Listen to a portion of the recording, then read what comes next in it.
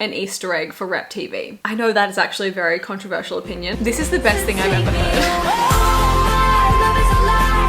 Hi guys, welcome back to my channel, or welcome if you are new. My name is Ali, and today we are doing everybody's favorite, reacting to and sharing my own unpopular opinions. Today is pop culture themed, so you guys had free reign to submit whatever you wanted to talk about, and you did not hold back, so thank you. I'm just so glad you guys request this video for me like every day, because they are truly so fun to make. I love hearing people's opinions, and I love disagreeing.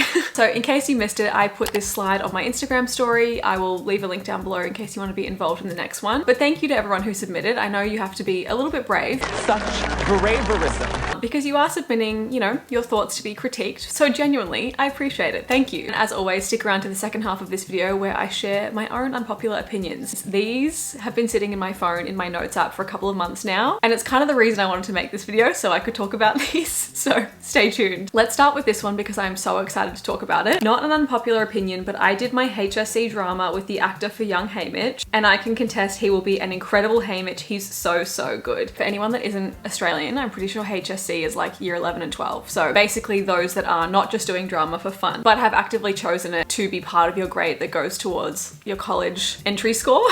HSC is like confusing to explain, but that is so exciting. You can probably tell by my demeanor right now, but I'm so thrilled about this movie. It's so rare even in pop culture to get a book announcement and simultaneously the film announcement side by side. So that kind of shaped my reading journey with Sunrise on the Reaping. I should explain that this is about Sunrise on the Reaping, by the way. It meant that whilst reading the book the entire time, I was wondering and picturing like, how are they going to bring this to life on screen? So firstly, to hear that this guy playing Haymitch is up for the task is so great. Obviously Lionsgate wouldn't cast someone that wasn't, but guys, the casting of this film is like scary good.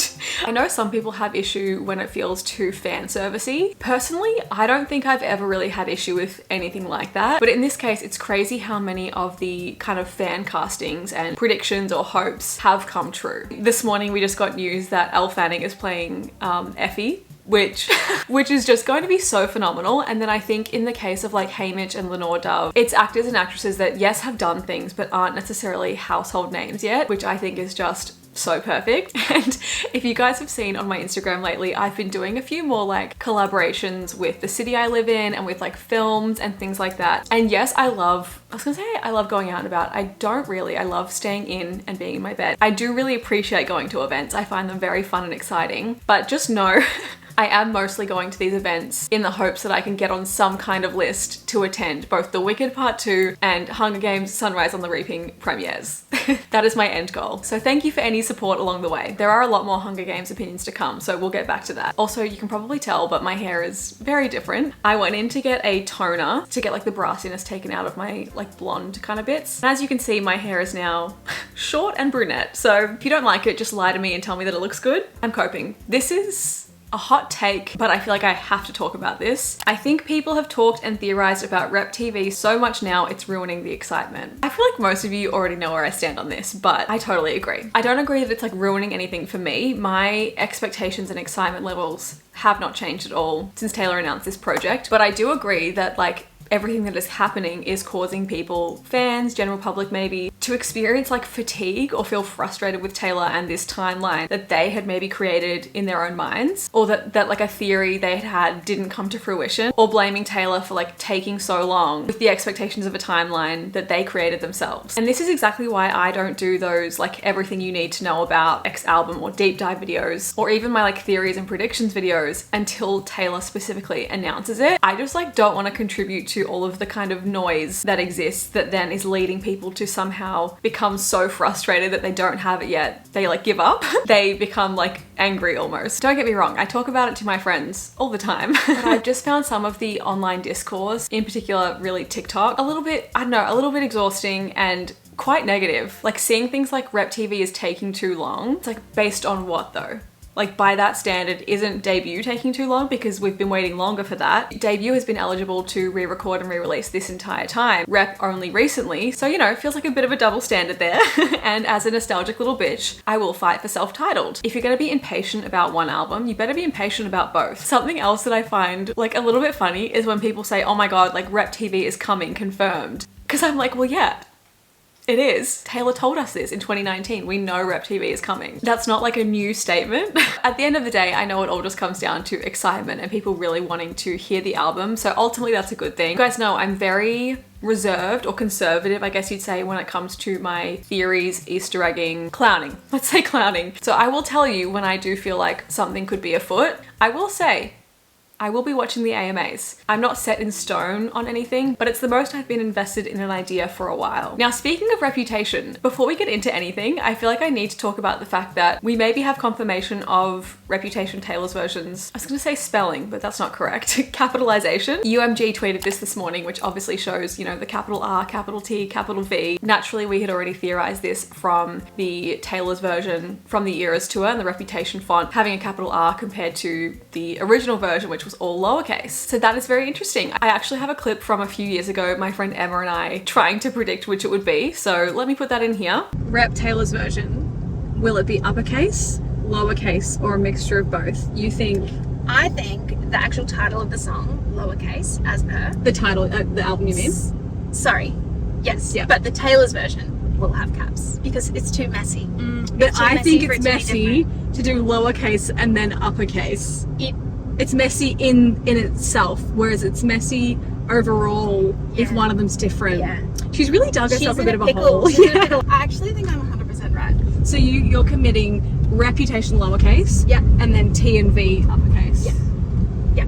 Lock it in. Lock it in, Eddie. And you're committing. I'm committing everything capitalized, well, just the first letters. I just don't think so. I can't wait in 2 years' time to find out. Stay tuned. Of course, the Look What You Made Me Do snippet was also very exciting, but I am confused by people saying this is our first look at Reputation TV because A, we've heard a Look What You Made Me Do snippet like a year or two ago. It was a theme song for, I want to say the show was called like The Wilderness. I don't like your little game. Look what you just made me do. Look what you just made me ooh. But also Delicate. We've heard some of Delicate TV, right? I pretend you're mine all the damn time. 'Cause I'm always delicate. So when I saw that, I thought I was going crazy, but I guess it's a bigger and maybe more exciting look to some people. So I also don't take that as confirmation that like now Rep TV is coming out like the next day, because think back to This Love and how that came out long before 1989 TV. So yeah, those are my thoughts on the current situation. I will be watching the AMAs. I'm hoping this video comes out before then. I think it will. TS12 needs more female rage songs. Interesting. I kind of agree with you in the sense that like I love angry Taylor songs, but from the sense of it needs that, I fear the world couldn't even handle Who's Afraid of Little Old Me. Like the misunderstanding and probably deliberate misunderstanding of You Wouldn't Last an Hour in the Asylum Where They Raised Me, and like so much of the album really. I feel like the world does not appreciate female rage from Taylor. A lot of the time people say that because she's white or because she's wealthy, she can't experience female rage. I don't know. As a lover of the song Would've, Could've, Should've, I disagree. Sometimes I wonder if the world only really tolerates Taylor when she's making like hyper pop, less personal music. If we look at an album like 1989 or even Midnights, yes, they were personal, as all her work is, but maybe they were able to focus more on the production and melodies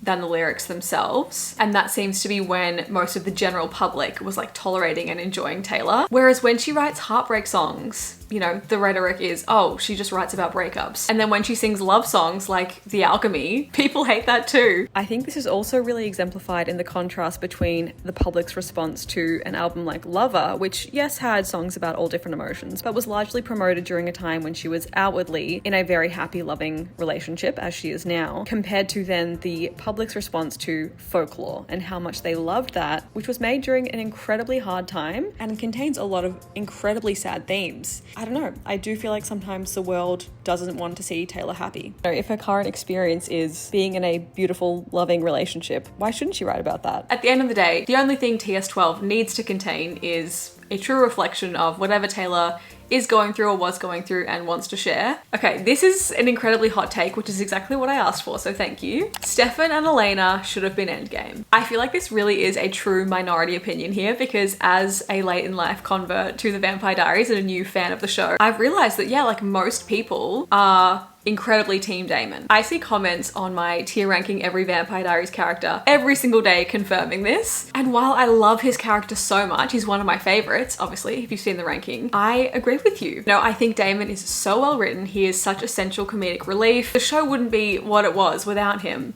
However, having Elena end up with him at the end of the series makes me feel the same way as watching PLL spoiler, Ezra and Arya ending up together. Like, sorry, but Damon did groom this teenager. Within the world of the show, he is perpetually 25, right? We could argue he's older, like 100 and whatever old, but I'm gonna give him the benefit of the doubt and say he's stuck at 25. She was 17. That's a bigger age gap than Ezra and Arya. And then like when she fought off him trying to kiss her multiple times, her saying no over and over again. You want me?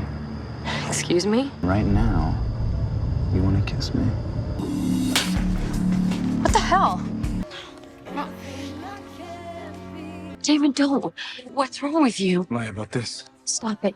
No, Damon. His response was to kill her brother. All you have to do is flip the switch and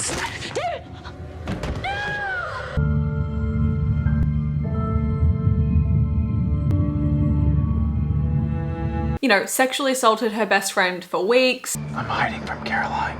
And why is that? I need a break. She talks more than I can listen.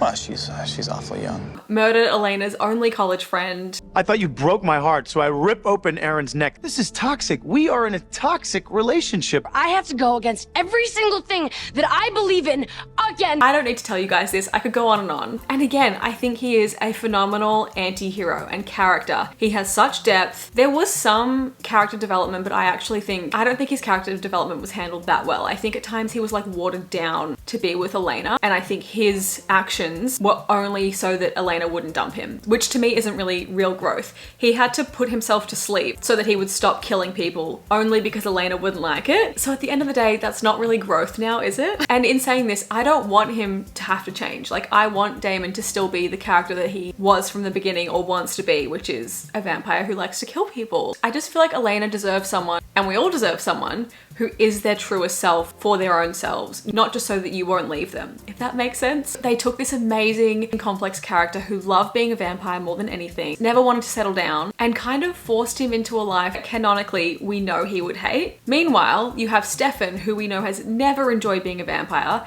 is kind of the worst one at it, like of anyone we've ever met. And even as much as he wanted to be human again, didn't even like consider taking the cure for himself. He was like, no, Elena deserves it. Wanted so badly to be a dad, spent his whole life kind of sacrificing himself and helping others. Again, spoiler alert for the finale, if you haven't seen it, skip ahead a few seconds. I would have loved to have seen Damon sacrifice himself for Stefan in the end and kind of have that noble moment he was always, I think, kind of searching for, to be like the better brother and to do that for Stefan. And then I think Elena and Stefan would have had a great human life together. Anyway, I am prepared for the hate comments on this. I know the Delana girlies are very passionate, and that is totally fine. You saw my fearless deep dive. You know I can totally support a toxic, unhealthy relationship. I think they're fun and they're great to explore in a teen drama. I just don't think that's the one that should end up married. I love this. Peter did not have the time or resources to be painting himself like a rock without getting killed. You're absolutely right, but I'm so glad he did. Did he even do that in the books, or did they just add that in because they thought Josh Hutcherson would look nice with some tree shades? I hope she just drops rep and debut TV out of nowhere one day, like, fine, here. That's really interesting because I feel kind of the exact opposite to that. Obviously, we want Taylor to have a really positive and fun experience with this journey of reclaiming her old work. In this scenario, it feels like she would be really frustrated and feeling resentment to or from her fans. I just want Taylor to release those two last Taylor's versions whenever she has planned to do that. And I want her to completely tune out all of the noise from people that are demanding it every single day. I really hope that that noise doesn't get to her, and I don't really think it would at all. I think she, you know, has planned things out ahead of time and hopefully will just stick to whatever she wants to do. Also, selfishly, I just really enjoy album promo and a whole era rollout. So I actually want her to like give them both proper time to shine and for us to like experience it over a longer period of time, which I feel like in this case we wouldn't really get if she was just like, here, fine, have them. That's like a nightmare scenario for me personally. I love to sit with things and theorize, and I mean, you guys saw my entire Torture Poets department guessing what the songs might be from their title, theorizing about inspiration for the album. Like, I just think that's so much fun. I just love getting to have those conversations. So to have things just dropped at the same time with no care or excitement from Taylor. That's not personally how I would choose for it to be. I know I said rep needs to come first, and I still stand by this because I feel like I said this a year ago and it's only become more true, but if debut came out first before rep, all of those people would be like, cool, we don't care, where is rep? Whereas if you get rep out of the way, so to speak, and they have it and they're happy, or maybe they won't be happy because the comments around look what you made me do have already been a little bit whingy. So I do want debut to be last. However, I am about to go to America. So this is kind of my chance to experience a debut summer if she would like to give me that. I don't think she will, and I actually don't really want her to. Also, me from the future popping in here to say, I don't think that talking about rep all the time necessarily results in like this negativity. I think it's just the people saying, I'm fed up with Taylor, where is it? Everyone else that's just having fun making theories and then like not caring if that theory doesn't come true. Totally fine, totally good. And half the fun of being a Swiftie. It's just all of the negativity and frustration just gets to me sometimes. I get a lot of angry DMs, so I can't imagine what it's like being her. Taylor Swift is responsible for making modern pop music more smart and complex. I mean, yeah, I completely agree. I think she has redefined the standard for what is needed to be a big successful artist these days. I feel like 99% of that is her songwriting, her storytelling, and how personal her music is, but also just like the craft of it, like what a good writer she is. And then the other 1% is made up of like what an incredible feat the Eras tour was. No one else was or is doing 3.5-hour performances with in full choreography the entire time, 13 costume changes, and new surprise songs every night. Like she created that standard, and I think other artists are implementing surprise songs now as well, but like Taylor's been doing that since Speak Now and Red tours. But also obviously I think this goes without saying, the culture of Easter egging and like that connection with your fans, giving them something to hunt for, how beneficial that is for being talked about and the success of your business. She really is the blueprint. Think about the way that Olivia Rodrigo fans were hunting for Easter eggs in that one promo video, or how new artists now kind of go the extra mile to plant things for fans to find. Just like her work ethic, her talent, business model, and relationship with fans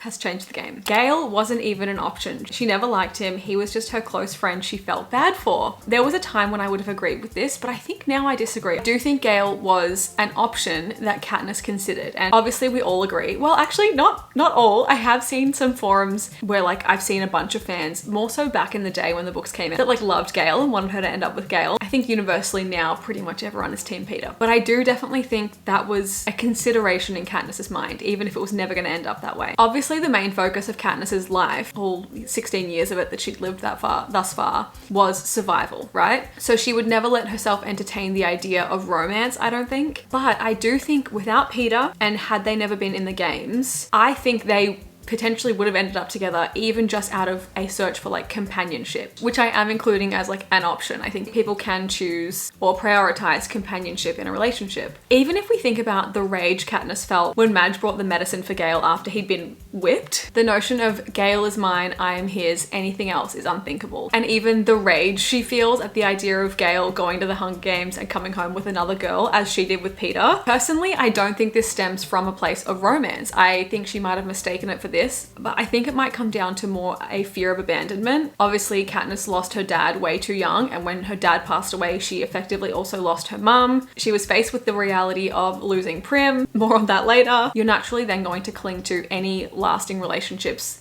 of importance that you have in your life. Obviously, I'm no Gale lover, but I do think rereading the books, their relationship and dynamic is really interesting, and I think is important. Like, people wish Gale didn't exist, and I don't feel like that at all. I think it gives us a lot more incitement into who Katniss is and why she is like that, and that goes for both boys and kind of what they represent to Katniss. Gale is a lot more similar to Katniss in the way they think, the way they've been brought up, and that kind of familiarity can be a real comfort, especially, you know, in trauma or hard time. They had this strong foundation of trust since they were kids. Peter represents, you know, light and hope, and choosing that over what she knew, I think showed that Katniss had really been changed by him. It's interesting to think about the slight privileges Peter had over Katniss and Gale and how that shaped him as a person and how that plays into their relationships. I feel like it resulted in Peter having less of a hunger for revenge against the Capitol than Gale did, but it also somehow resulted in him being the most kind of kind and empathetic of all three of them. Obviously, Katniss was never going to end up with the Prim Reaper, but being such an unreliable narrator, I really enjoyed reading or hearing her navigating of those feelings. I need someone to talk to about the Joe Jonas solo album, please, Ali. I think this comes out tomorrow from when I'm filming this, so I'm very excited to listen to that on the plane. I will will write here my favorites and feel free to let me know in the comments your thoughts. I'm so excited. We need more boys in pop. The girls have been carrying it on their backs for like 2 years now, so I'm excited.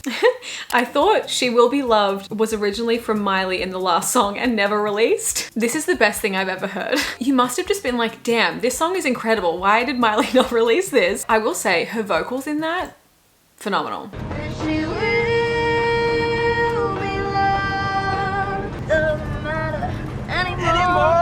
I always found it kind of funny that Liam Hemsworth's character, Will, was just screaming his own name. Will!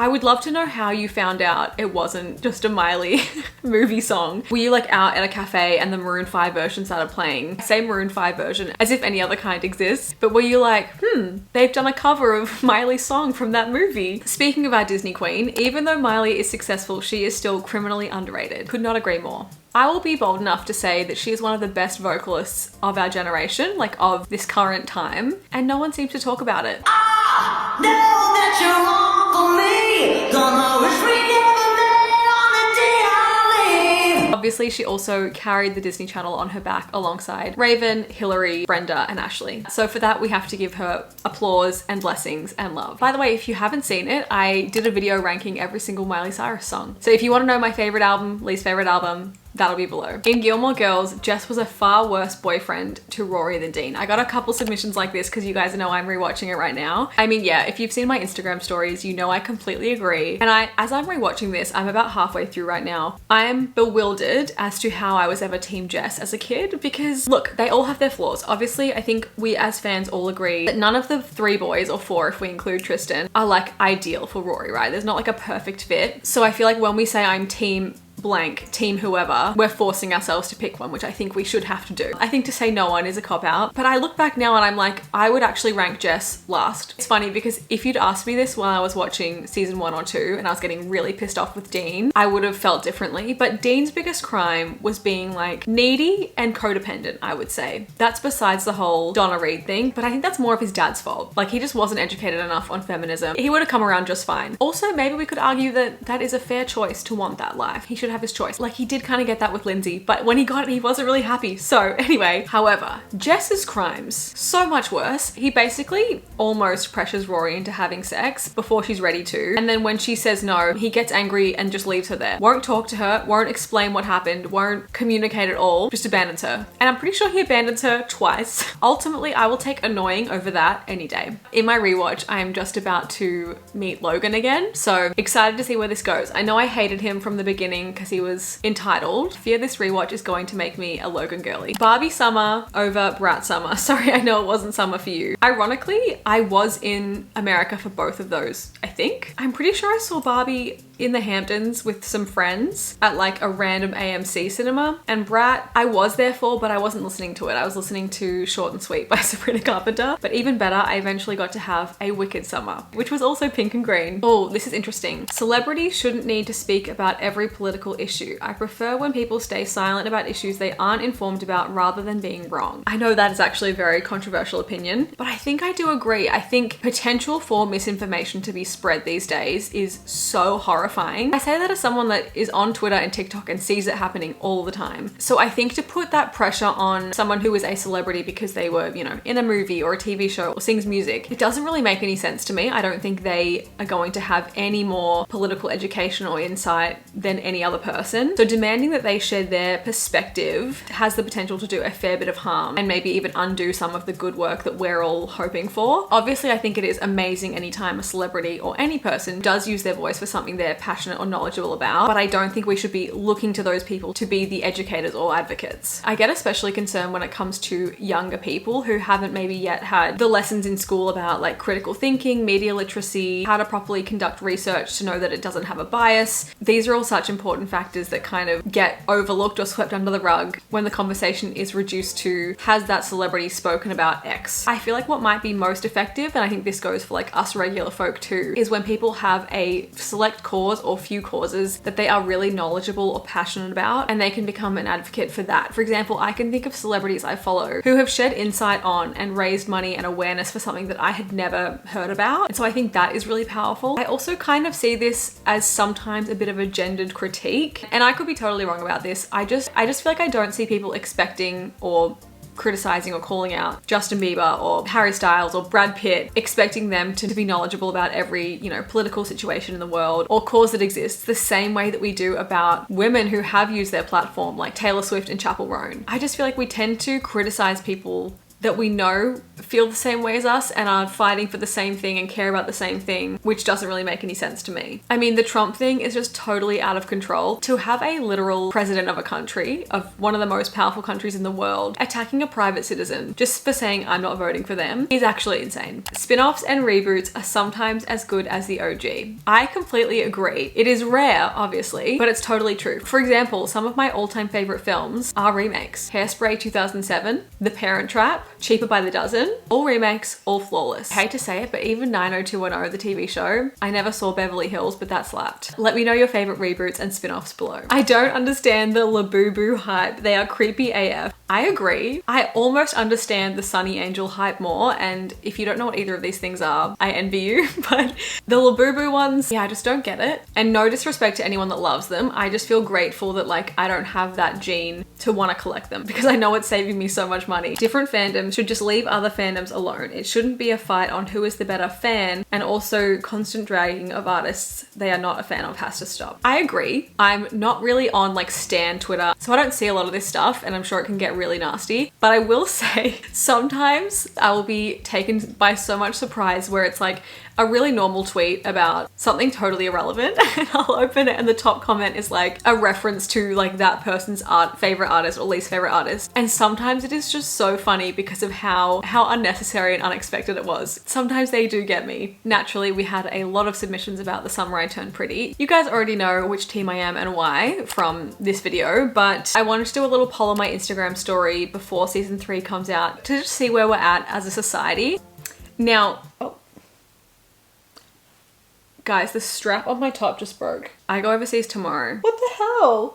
That is so rude. Just pretend that didn't happen. Unfortunately, I do think there is a slight bias in this poll in that some people have read the books, some people haven't. I personally have not, but I do know what's going to possibly happen. So it's not really an objective look at like where people are at with the show as it currently stands, if you know what I mean. Hilary Duff is the best part of Gossip Girl. I wish I agreed with that. As one of the world's biggest Hilary Duff stans, do we have a name, by the way? Duffsters? I found a lot of it hard to watch. Wanna kiss you, but if I do then I might miss you, babe. Got my ass squeezed by sexy Cupid. Guess he wants to play. I love game. Oh, I'm so passionate about this one. Ally deserved her redemption arc post Dollhouse. They just wrote it terribly. She was a child. Could not agree more. Here's what I would have loved. A soft Ally who is so apologetic and so sweet and like wins the girls back over instantly because she seems really wounded and traumatized. And then eventually we find out she's like actually still kind of evil and plotting and hasn't changed as much as we thought and has been like masterminding things the whole time. That would have been so much more fun than whatever this was. Ready? Thanks for waiting for me. She used to call them gay runs. Gay runs? Yeah, like gay morons. Swifties need to just chill out and let Taylor rest. I don't mind if we get nothing this year. I couldn't agree more. The only thing that makes me happier than like getting new music is seeing her rest and relax. Her year of rest and relaxation, or whatever that book is. This woman has literally been go, go, go for the past 5 years. She needs some feet on bed. Oh my gosh, this is an important conversation to have. Do you think a Glee reboot, a Glee boot, you could say, would be possible in today's generation? I actually really don't. I think the show's style of humor, especially season 1, is like so quintessentially the Obama era and like 2010s campiness. I just feel like the show said and did such insane, absurd things that just wouldn't work today. So I'm glad we have this like time capsule of whatever Glee was. What is your theory of what happened to Lucy Gray Baird? I'm glad you asked about this. So I've obviously seen all the theories of like she grew up to become whichever characters we met in like Hey Mitch's book. Personally, I don't subscribe to any of that. I feel like in my mind there are only 2 options. Either she died, which is definitely possible. Oh, she passed away? Oh. all right. But in my mind, I kind of see it as she escaped, she fled far, far, far away and would never ever return. She would never risk coming back home because ultimately she would likely be killed. I think she started a new life and left that blonde man in the past. What if she's disappearing for a whole year like before Rep, so no new Tay music this year? I mean, it's possible that she might disappear for a year, but I don't think that anything Taylor does with her personal life right now is like an Easter egg for Rep TV. People are saying with Blake Lively's sexual harassment court case that like Taylor being involved in that is a Rep Easter egg, or Kanye's whole thing. Personally, I don't think there's any correlation. I think Rep will come out when it comes out. Taylor shouldn't re-record This Is What You Came For. It's still Rihanna's song. That's really interesting. I don't personally like need that re-record, but I am curious to know if you feel the same way about songs like Babe or Better Man that Taylor also wrote and gave to other artists.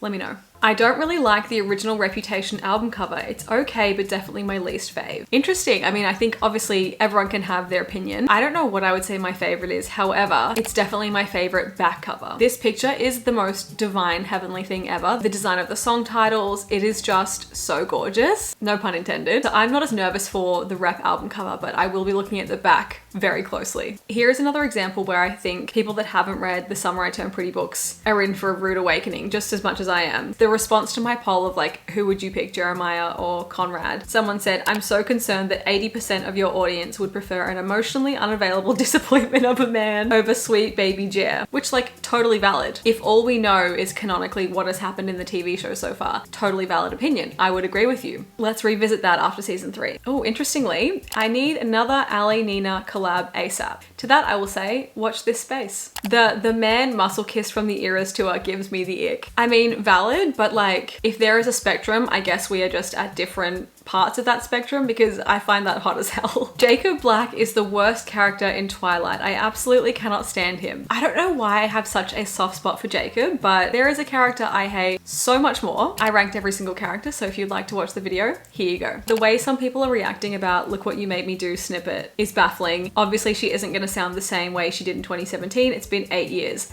I read that and I was like, what do you mean 8 years? In my brain, it's been like maximum 3. In my mind, Reputation is like the second most recent album. And I've been saying that on here for like 4 years now. So obviously it can't be true. But what do you mean it's been 8 years since 2017?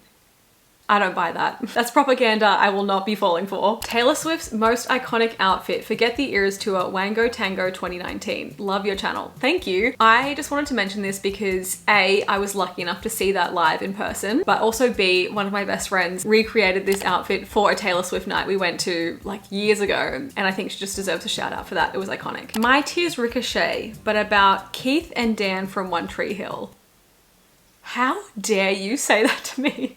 I've never heard anything so accurate and so hurtful. You're completely right. If I'm dead to you, why are you at the wake? I'm dead to you, why are you at the wake? Look at all my tears ricochet. I'm gonna need some time with that. I guess now it is time to reveal my own hot takes. I'm sorry, I still can't believe my top broke whilst filming. I'm gonna start with a very hot take, and that is that I am so sorry in advance to the friendships I'm gonna lose over this. I don't understand the Lorde hype. I've never got it. I don't mean like I don't think other people should enjoy her. I just mean I don't feel it. Like I don't understand the love for her music and how she's so big. I'm really not trying to invalidate your love of her, other people's love for her. I just wish I got it. I think the only Lorde song I really like is Close to You by Gracie Abrams. Now on a similar note, but on the flip side to that, I don't understand the hate for Benson Boone. Unless he's done something that I really don't know about. I see so much hate for this man everywhere and I don't get why. Like he seems to be like the butt of every joke online right now and I just don't know why. I see everyone saying that he wants to be Harry Styles because he wore a jumpsuit or something. Like Harry Styles was not the first man to wear a jumpsuit, and I think this stems from just a lack of like pop boys. We're so used to only having Harry that the second someone else comes out and tries to do his thing, we're like, well no, don't try to be Harry. I don't know. I kind of want to see what he's all about. I'm gonna have to give his album a listen. But you know, even if it's not for me, I don't understand the hate for this man. Okay, this is another pretty hot take, but The Boys Are Back from High School Musical 3 is one of the most unnecessary songs in any movie musical ever. And if we removed it, it would not make a difference to the plot or narrative or enjoyment of the whole film. Like at least other songs that I don't enjoy as much, like When There Was Me and You, at least that has a meaning and kind of progresses the story and tells us about the character and what they're going through. The Boys Are Back is just like them having a laugh. And ultimately, I would have rathered like a big group number or something. You know, this was downright disrespectful.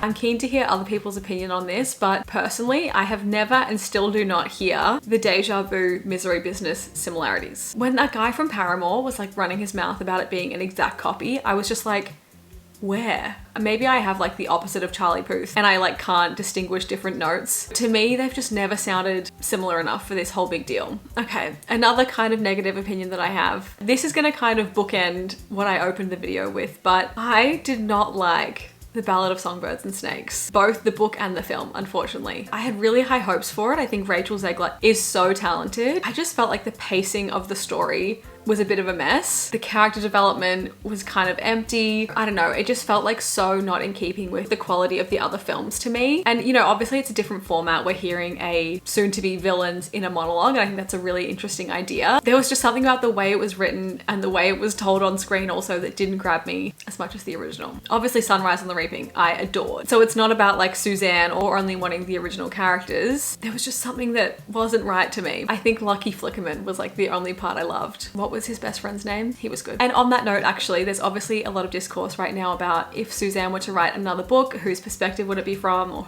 should it be from? I see a lot of people saying Finnick, which I understand because his story is interesting, but it's just like so tragic that I don't want to read about what he went through at such a young age. And I don't really think it would add much to like the weight of the story. Obviously I would read it, but it wouldn't be my first preference. Neither would Annie or maybe Joanna over those two, but not Annie and Finnick. But for me personally, I would either go with Plutarch, although I think his kind of messaging is around propaganda and media, and we've sort of already had that now with Sunrise. I think it could be really interesting to get a book from a careers perspective, because Snow, like our other protagonists, also came from extreme poverty, right? So to see a career, someone who lives with such privilege and wants to be in the Hunger Games, that is a totally fresh perspective. To witness their slow, maybe disillusionment around the Capitol and the games, I think that could be a very interesting perspective, especially if we parallel that to real life, as Suzanne obviously is, to see the barriers of them understanding what is happening in reality and how often they don't realize it until something personally affects them. Because think about Cato, the realization he had like just as he was about to die that he was also just a piece in the games, and how this whole time he thought he was this elite 1% that benefited and was better than the rest. I think there's a story there. Finally, I'm gonna finish this on one of my most controversial hot takes, which is that I think Nickelback slap, and I don't get the joke of them being like the worst band of all time. Sure, they might have some songs that some people don't enjoy, but surely there are bands out there with worse music. Nickelback have some bangers, and I'm sick of pretending that they don't. Well, on that note, I need to go and pack and try and evidently find a sewing kit. So thank you guys for hanging out with me today. And if you would like to see my travels across the States this summer, I'll leave my Instagram below as well. I'm so excited. I always end up bumping into a bunch of you guys over there, so hopefully I will see some more of you this summer. But until then, I love you and I will see you next time. Bye! Is this what it feels like to grow up?